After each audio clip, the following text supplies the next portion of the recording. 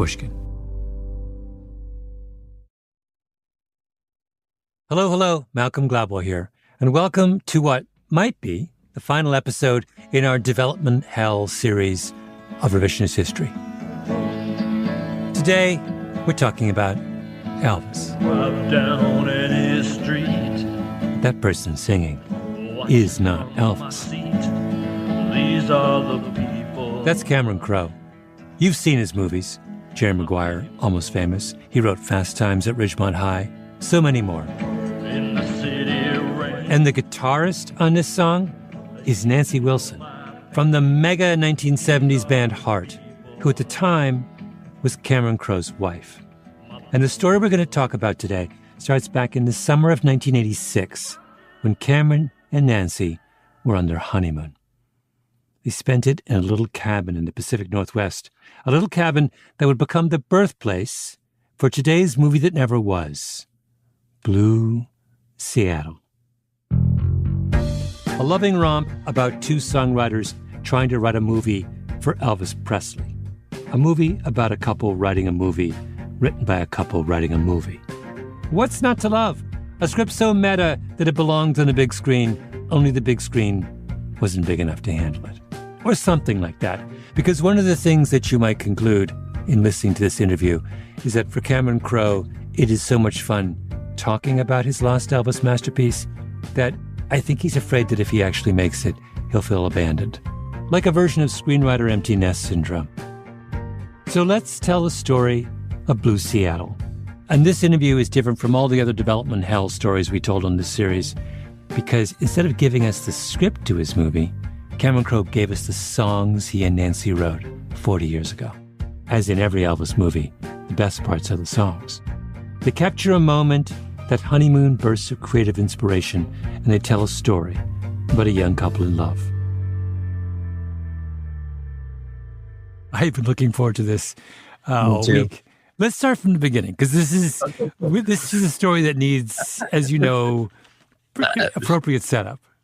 Well, when we first talked, yeah. I went down a road that felt very friendly and evocative and filled with memories, because you are an Elvis guy. Your revisionist history on Elvis was seminal.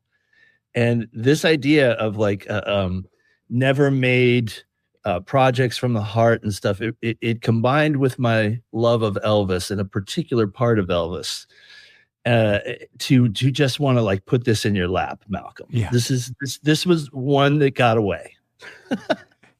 Well, let's start with Elvis. So your first concert you ever attended as a kid, right, is an Elvis concert. That's right. I won tickets on the radio. You're 12. And, yeah, something like that. Which Elvis are you getting in that? Late period Elvis. 72 Elvis. The big high collars. Big high collars, karate kicks.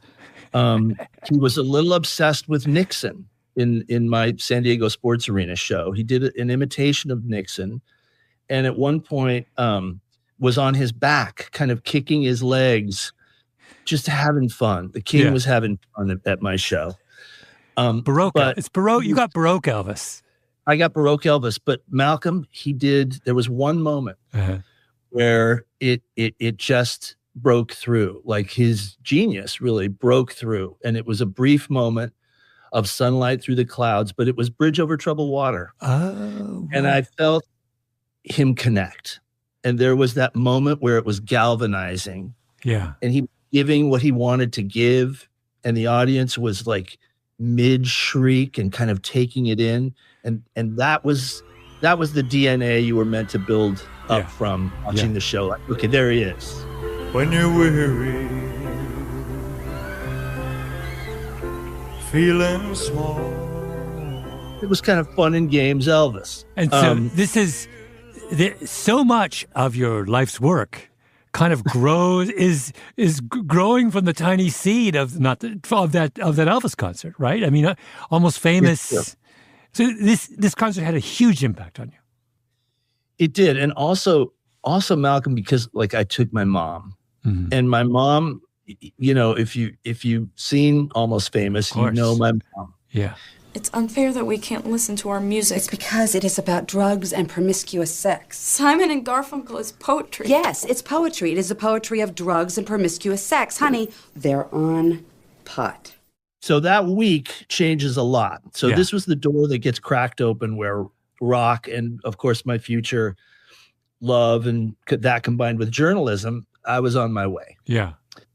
But Elvis was there at the gates,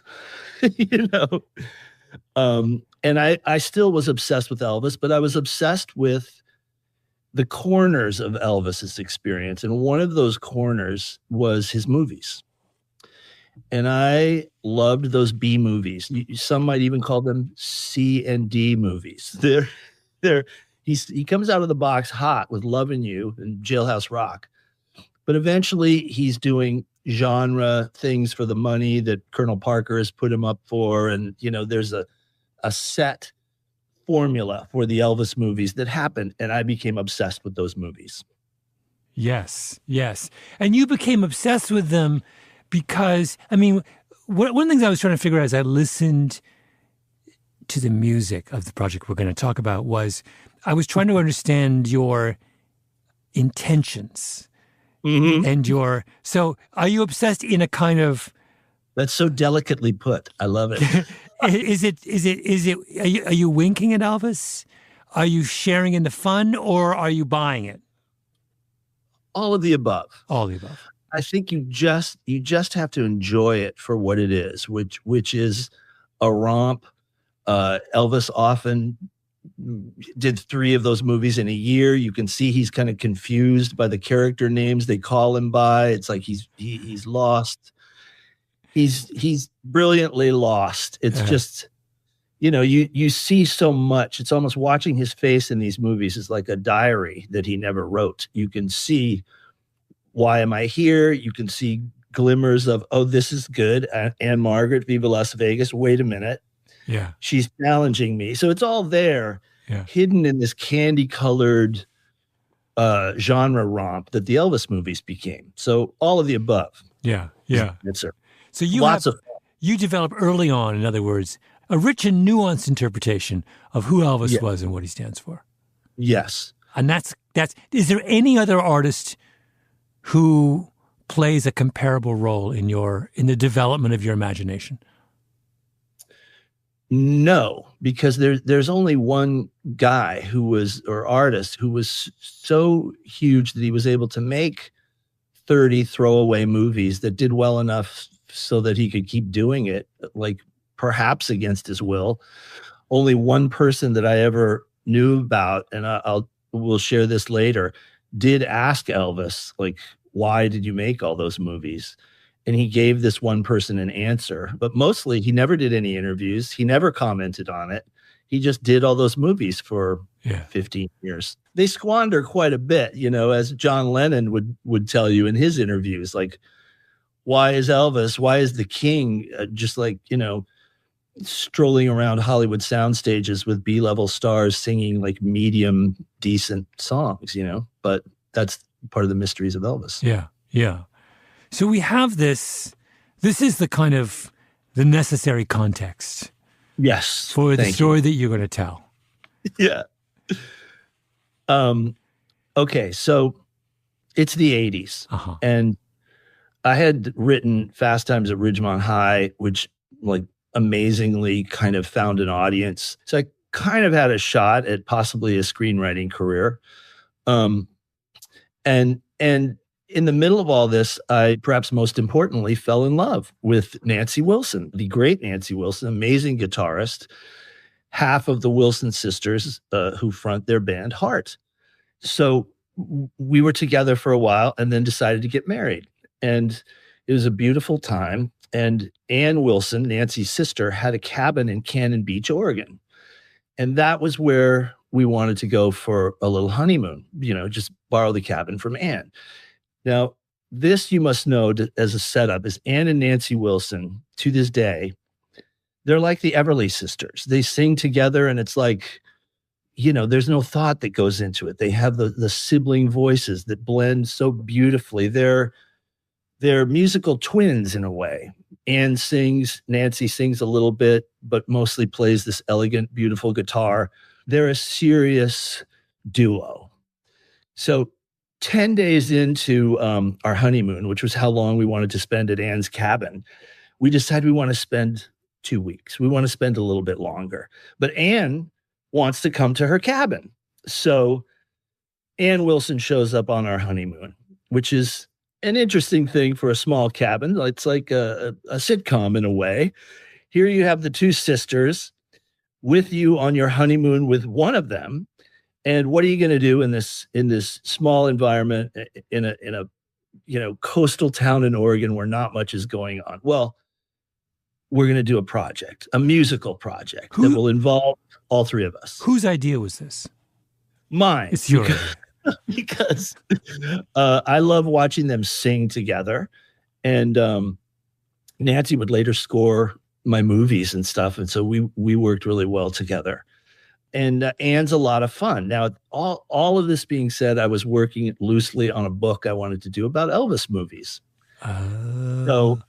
So that was on my mind. And like any idea that you believe is good, it's built on the things you love. And Elvis was one. Playing music with my wife was another. And SCTV and Martin Short was a third element. I loved Martin Short. That great comedy show, SCTV. I remember. I'm Canadian. So here comes this idea for a kind of, and this is the cousin of what you're doing, Malcolm. It's like lost masterpieces. What's something that like a movie that almost got made and it's built on the burning fever inside your gut that this is the idea of all time. So I started building this idea of the great Elvis movie that never got made. And what's the story behind it? And I decided that it was like, you had Goffin and King, who were like a great couple songwriting.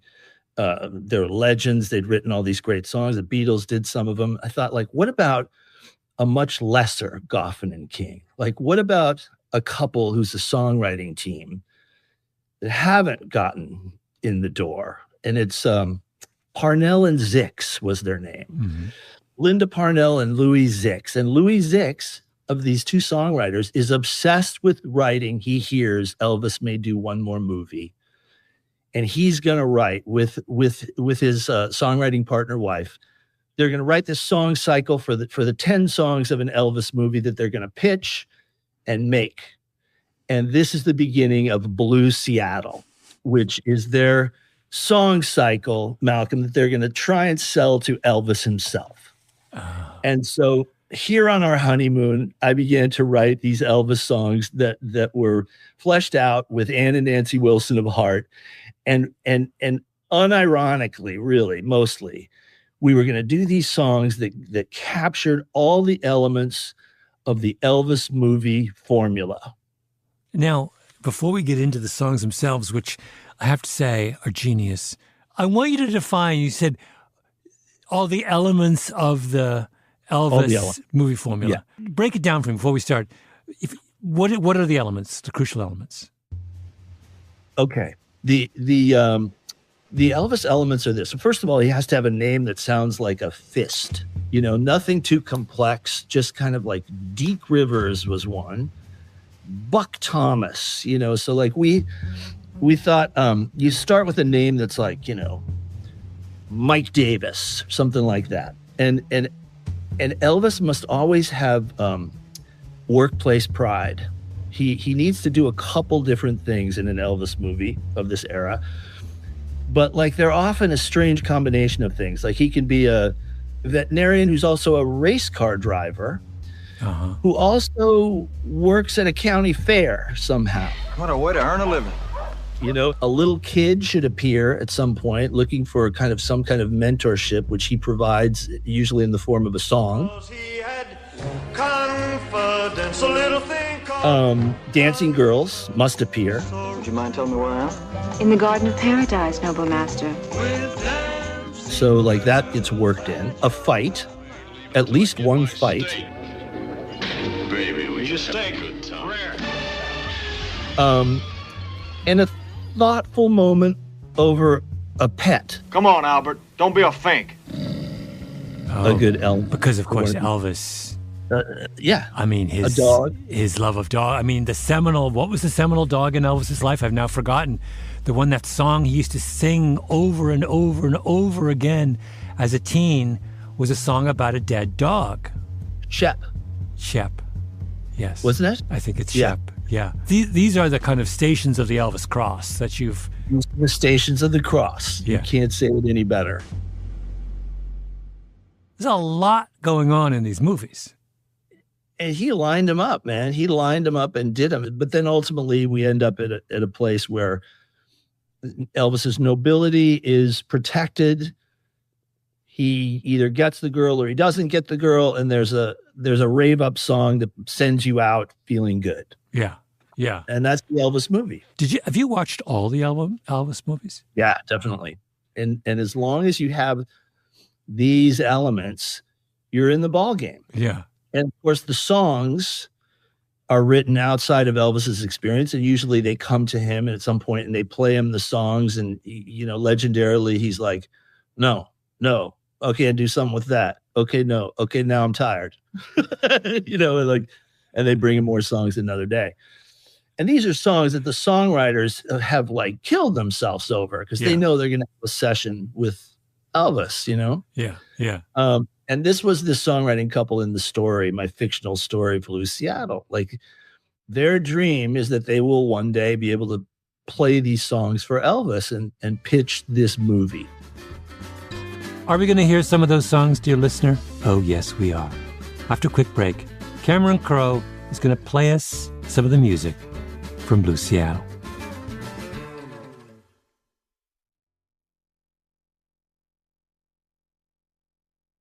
So you sat down, you're there. How long did it take to write these 10 songs?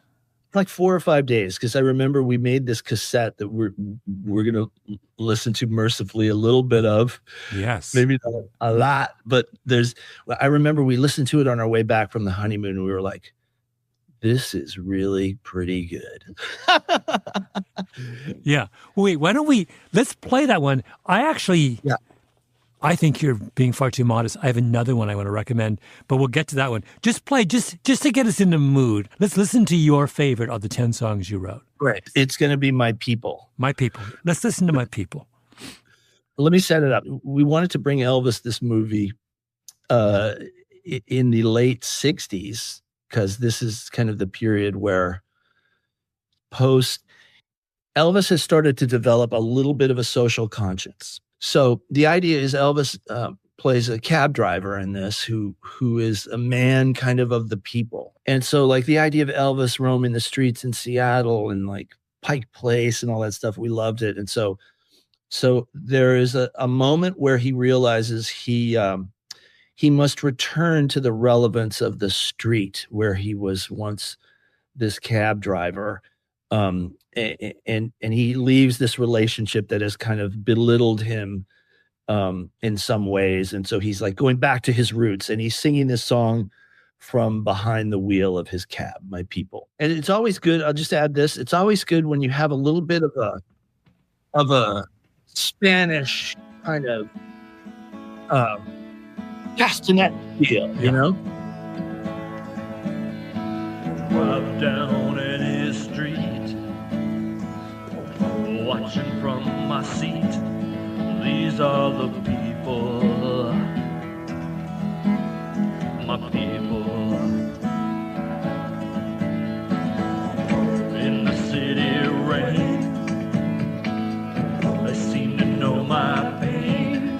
These are the people, my people. I'm just an empty house, haunted by an image in my rearview mirror. Excuse me if I cry, I must forsake my pride. For the people. For the people. For the people. My people. Got a little Berthiera moment in there. And now another one.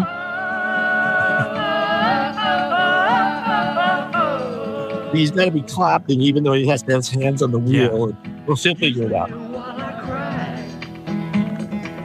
I must forsake my pride for the people, my people.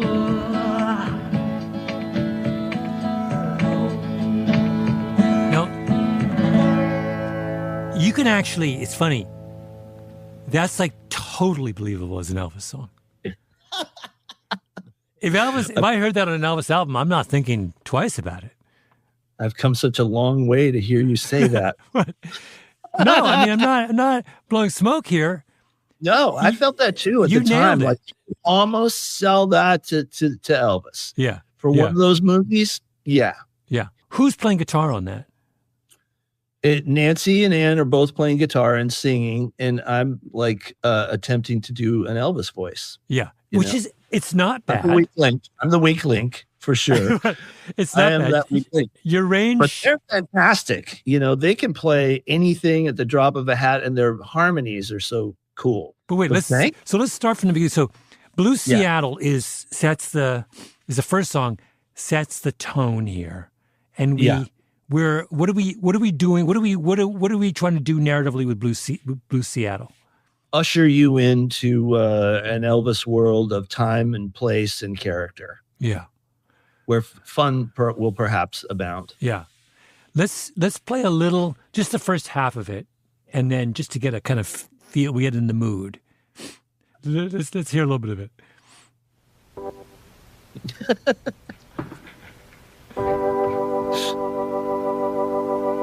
Summer winds are calling me.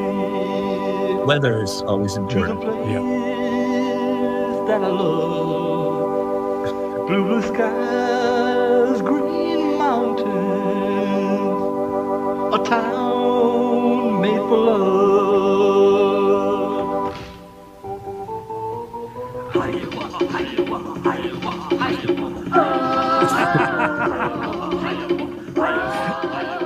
Just the native influence wafting through.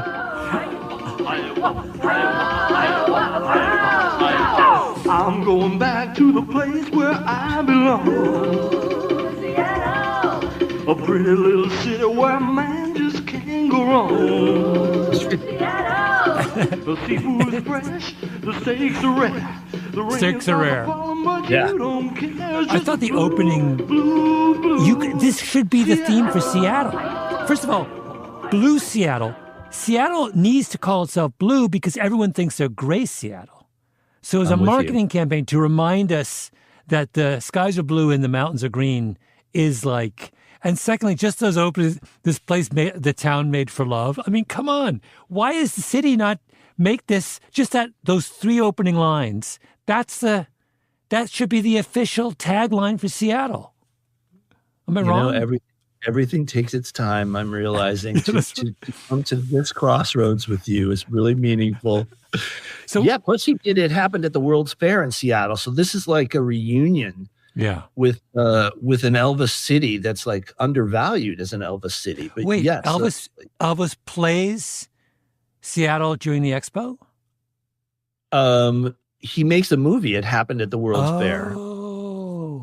I forget who the co-star is, but like the Space Needle is on the poster for it. It's my goodness. Fantastic. Oh wow, a little kind of a little phallic imagery to add to the totally. Then we come to Pay the Fare.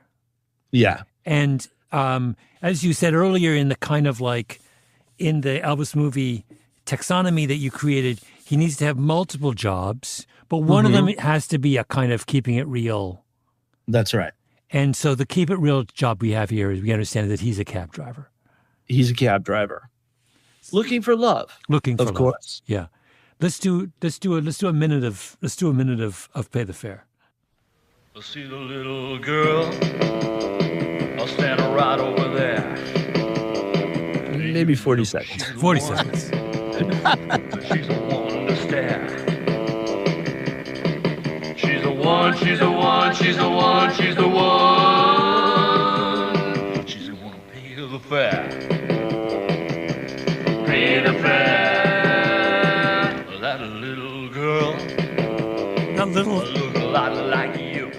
With Casio go.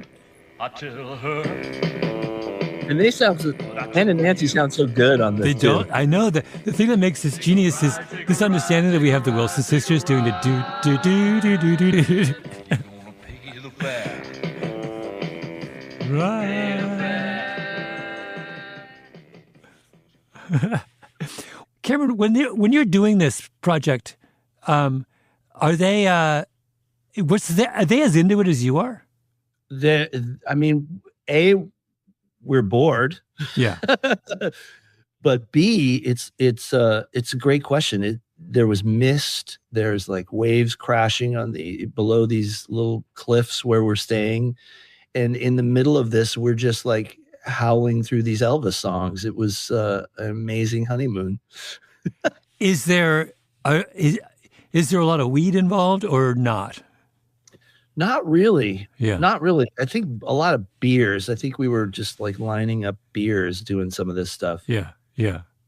I think we would have lost our hard Elvis edge if we'd gone to the weed too much. That would be the later Elvis movie. Yes, that's right. That's right. So Hiccups is the one. There's usually a novelty song that's completely embarrassing. That's what Hiccup is doing. Yeah, where Elvis is asked to do something that's really kind of beneath him. And he knows it. You can always see it in the movies when he's asked to do this, to play patty cakes with a little kid or do a move like that. He usually, if you're really looking at it with a microscope, he has a little fun, and then it gets old because they're asking him to do a number of takes, you can usually tell. And so by the end of the novelty song in the movies, he's so ready to move on. But it's important that he bonds with a child and a pet. Yeah. Yeah, those are crucial. This, it's just impossible not to be filled with sympathy for Elvis. I would want no part of his life. It just everything about it just sounds, he's just locked up in this gilded cage, and he just sounds like he's desperately unhappy almost all the time. Yes, and the further you go into the movies, you see the anguish start to turn up. You can see the anguish build. And sometimes for whole movies, he's annoyed. Kind of just wondering why he's there while he's doing these lines. Yeah, yeah. It's sort of heartbreaking. It is. Let's do a little bit of Hiccups just so we understand the novelty. Because now that you say that, I was puzzling, I was listening, it's like, why is Hiccups here? Let's hear. It's partly lie, it's partly rhyme. The hiccup is an old friend of mine. There's no way to rid yourself of this little pesky elf. Hiccup, hiccup, hiccup, be gone. Hiccup, hiccup, hiccup, be gone. I was humming this to myself after. No, you're right. This is the heartbreak. This is like the guy who was truly dangerous is now doing the Hiccup song. Yeah, yeah. Culturally. That line at the end, my prescription is simply love. When he goes through all the cures for the hiccups, and then he comes as the only one that works for me is love, which, by the way, is like so poignant and so true. The one thing he was lacking was love, right? That's true. It's a truer line has really been written of Elvis, that he got every other drug, in quotes, offered to him, and none worked. The only thing he needed was, it was super well said, and there it was buried in the Hiccup song. By the way, what's hilarious, continuing is hilarious, is I've said before the contrast between two of the great guitar players of our generation, and then it's a good Elvis impression, but as you say, you are the weak link. I am the weak link. You could only be though in this company. That's true. It's true. And of course, story-wise, which we'll get to, these are the demos that the songwriting team within the story are going to present to Elvis. So this would be they're recording these themselves. Yeah. Present to him, which I'll we'll talk about in a sec. Yeah. I'll try and be brief. I want to play One Chance to Love, and then let's talk a little bit more about context. This is where and this functions how. I think this is kind of the looking over his shoulder at the romantic landscape of Blue Seattle. He kind of steps out, and it's a single man in the spotlight, Roy Orbison kind of song. Yeah. That allows him to flex his vocal Elvis chops. And this time I think we should listen to the whole song. I think it's a lovely song. Yeah, let's do the whole thing. Thank you.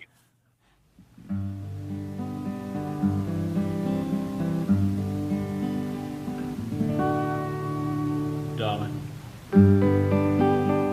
I've known you forever, and yet I've loved you never. Oh, there's many greedy men with hands in gloves, but I just want one chance to love, one glimpsing sun. I want you to know I am giving it everything. Your precious love. I don't have a lot to give, but I'm giving it all here. I call it mine.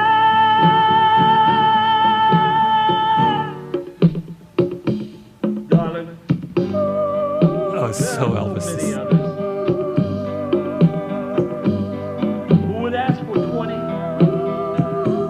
30, 40, or 50 chances to love.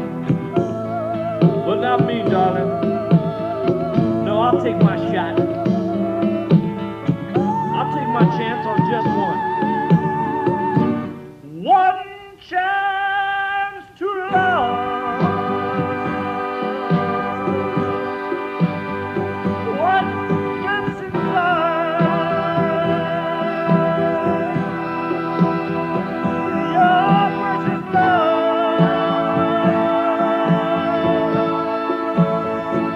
I call it mine.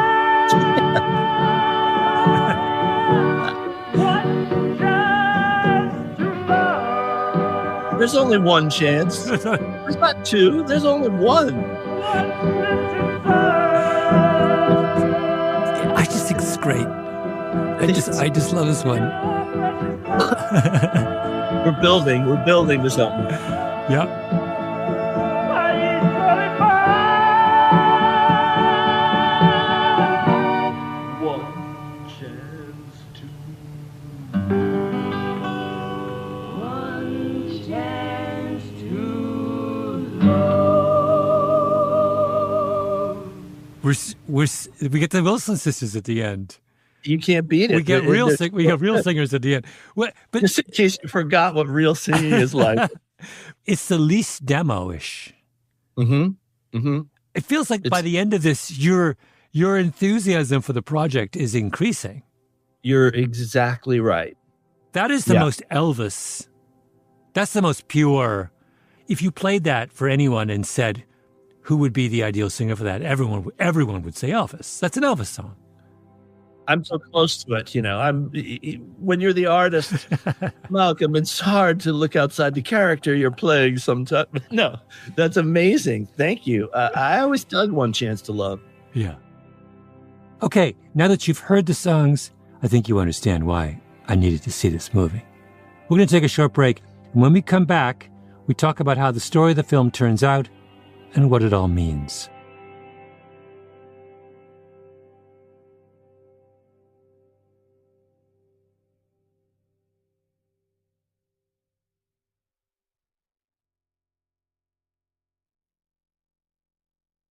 So we've got our 10 songs, and now this is the core of a narrative. You want to do you want to do this kind of tongue-in-cheek Elvis movie? Yes, pretending or tell the story of how it almost happened, or could have happened. That idea is what kind of landed for this. So to go back to the screenplay, did you actually write a screenplay around those songs? I did. So how does it begin with those two characters dreaming about writing an Elvis movie? Yeah, and enjoying one of the movies and trying to be productive in their own little songwriting career. And I got the feeling, story-wise, that Elvis had done the comeback special, and just maybe he had two more movies that he did after that. I think he did. I could be wrong. I think he did.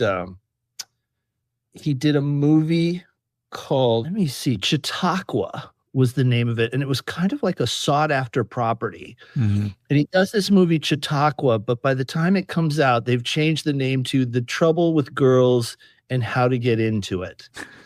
So dashed again are his dying embers of an acting career. And then he goes into the last one, which is Change of Habit, which he does with Mary Tyler Moore. And of course, he plays a doctor. Wait, Elvis did a movie with Mary Tyler Moore? The last one. It's the last one. So I got the idea that our little songwriting duo gets a shot. That's the dream, to get the shot with Elvis. Yeah. They're ushered in, and they have a moment in his trailer where he's in his doctor uniform. There's a guitar in his trailer. He's on a break doing, Change of Habit. And he ushers them in. And they're kind of nervous. Our guy, the main guy who's like an Elvis fanatic and has like really studied Louis Zix, has studied Elvis. But anyway, they run through the songs. But before they do, Elvis says, not real talkative, totally charismatic, bronzed in his doctor outfit. He says, I always wanted to be in a good movie. I don't know I'm gonna do this very much anymore. Maybe never. Go ahead. So with having led with I'm not really doing this stuff anymore. Yeah. These guys earnestly run through the songs. And Elvis listens. And he says, let me have the sheet music for the cab driver, my people song. Oh. And this one guy that's written the songs plays the guitar, Elvis's guitar, and accompanies him. And Elvis sings My People in that little trailer. And then a guy comes to get him to do a scene, and he's leaving. And our guy, Louis, says, Elvis, why'd you do all those movies? And I used the line that I had heard from the actual story where somebody asked him that. And he said, hey, man, last thing I remember, I was driving a truck. And he laughs and leaves. And we're left with the songwriting couple. And the wife of Louis says, I think he said no. And Louis says, yeah, but what a no. That's like the greatest no ever. And she says, sometimes a no is maybe even better than a yes. Oh. And that's the end of Lost Masterpieces, the movie that never gets made. Elvis never makes another movie, but they have that moment in the trailer that where it all came to life for 1 minute while he sang the song. Yeah. That truck, last thing I remember, I was driving a truck. Yeah. I'll tell you where it came from. Leon Russell, the great, pianist and member of the Wrecking Crew and stuff, played on besides being, genius solo artist, he played on so many records, and he played on a bunch of Elvis records. And he was in the RCA studios in the hallway, and he sees Elvis coming down the hallway, and they hadn't seen each other since playing on a session. And Leon Russell described it as he kind of like developed Elvis Tourette's. He just like, what do you say to him? And he ended up blurting out, Elvis, why'd you make all those shitty movies? Just yucking it up in a studio hallway. Yeah. And Elvis said, last thing I remember, I was driving a truck, and like walks on, driving a truck in Tupelo, basically. And then the hurricane hit, and there he is. Like, what he means, his whole life is just a blur. That's what he means. Oh, that's what he means. But yeah. But Cameron, once again, it's so heartbreaking. It is heartbreaking. The idea that he would, he's essentially confessing to the fact he's had no agency over his own career, which we know is the truth of his own career. Yeah. That he just completely surrendered all decision-making to somebody else, to this kind of bad surrogate father. Yeah. And clearly, in what little research I've been able to do in the years past our little novelty project here, he didn't appreciate his movies. He never apparently had the moment of watching him at 2 or 3 in the morning and saying like, yeah, it's kind of good. I think he mostly became ashamed of them. Yeah. Yeah. But also the idea of doing this kind of bittersweet Elvis, who's aware of his own kind of loss and failure in some sense, and who, you know, they're coming to him and they're confronting him with more of the kind of falsehood, you know, like a kind of, and like that, and he can't do it anymore. Priscilla Presley said there's a version of Elvis that few people ever saw, and they would go to the outskirts of town to like gospel festivals, and Elvis would sit at a piano with like a gospel group who was just like kind of amateurish gospel group, and he'd sing at this piano, and she would say that was the purest Elvis. That was him just connected to his own heaven. Mm-hmm. That was it. And she said, like, if you're going to do something about Elvis and not have that in, you're not seeing the real guy. So I felt like that moment in the trailer, he actually, there was just a love of music, and there was something in that song that like touched him enough to want to sing it. And who is he if not a singer? And so he takes a spin. Mm-hmm. He takes it for a spin, and that was his goodbye. It's like, yeah. In the screenplay, how much of Elvis had we seen prior to the trailer? Oh, nothing. He's like Wolfman Jack in American Graffiti or something. It's like, so it's a brief. Oh, he just has that he has that cameo right at the very end. Yeah, they're just jamming like we're on the honeymoon. They're trying to like.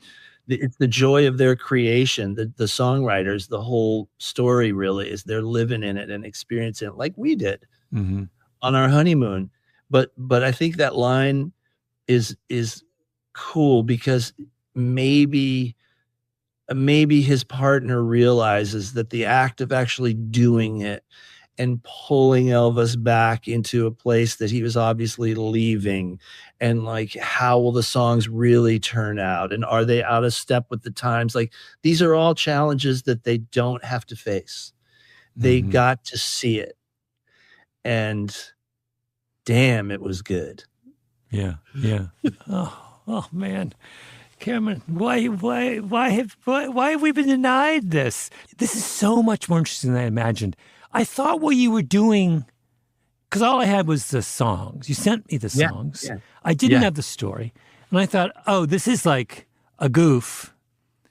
I just thought, oh, you're just like, someone who loves Elvis is doing a little goofy Elvis thing. A kitschy thing. Yeah. But now I understand, as is the case with so many of your movies, when we get to the core of it, there's something really emotionally resonant there. Like painfully emotionally resonant there. I hope so. It's that happy, sad feeling that, you know, like the songs we love so often tap into that happy, sad feeling of, you know, the yin and yang, and you get to feel it all. So wait, did you pitch this script anywhere?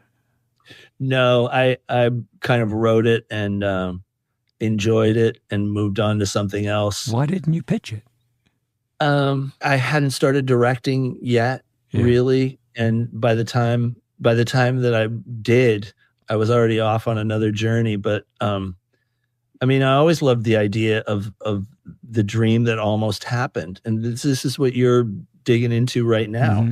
Mm-hmm. There's an incredible kind of like happy, sad melancholy about, you know, some of the Christopher Guest stuff in the way that it was influencing me around this time and later too. Like, I just loved the humanity and the humor and the mix of that. Mm-hmm.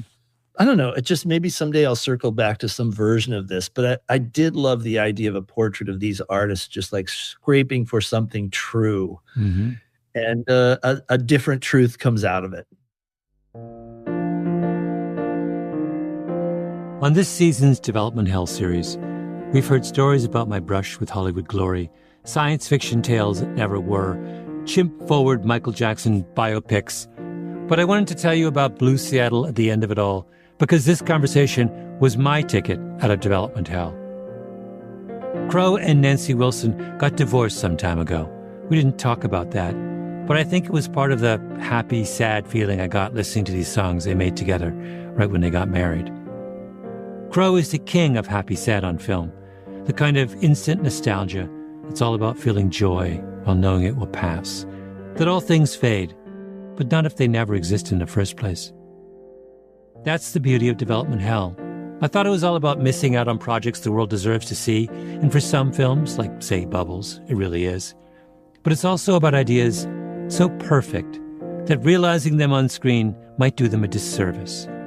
Will anyone's Elvis be better than Cameron Crowe singing with Nancy Wilson 10 days after they got married? How could you even shoot the scene where the songwriters run through all the songs they've written in a trailer? How's Elvis gonna clap his hands while driving his cab? Would it look ridiculous? Maybe. That's not the point. Does it sound amazing? Absolutely. And does it come to life in our imagination? Yes, it does. It's like Louis' wife says, sometimes a no is better than a yes.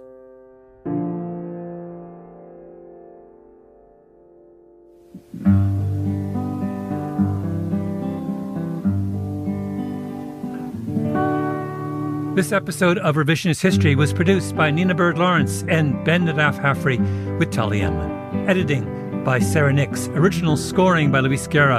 Engineering by Echo Mountain. Our executive producer is Jacob Smith. Thanks to the Pushkin crew, Greta Cohn, Christina Sullivan, Sarah Nix, Nicole Upton-Bosch, Eric Sandler, Sarah Bruguiere, and Carrie Brody. An extra special thanks, of course, to Cameron Crowe. I'm Malcolm Gladwell. One chance to love. One glance inside. Your precious love.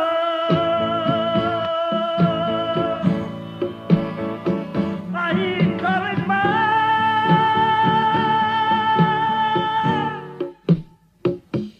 Darling. There are so many others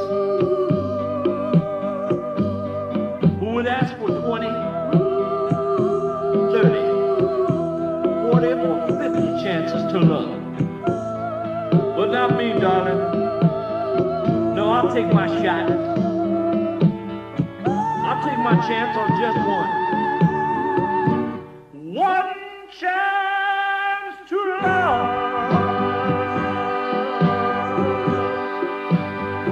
One chance.